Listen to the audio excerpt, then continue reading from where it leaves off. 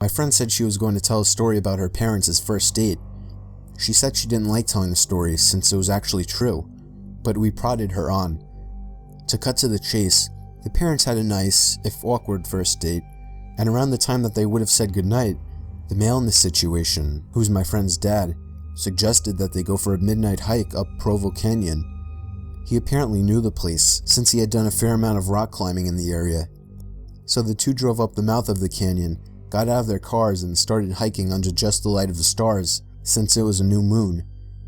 At some point, the man starts getting a bad feeling since the pathway ahead, which would pass under some trees, would be dark, and because it was getting quite late.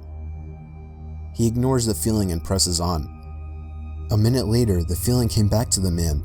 He ignored it again and started walking a bit of the way into the trees when his foot hit something soft in the middle of the path. Under the trees, it was too dark to see just what this soft thing was, and the feeling came back stronger than ever.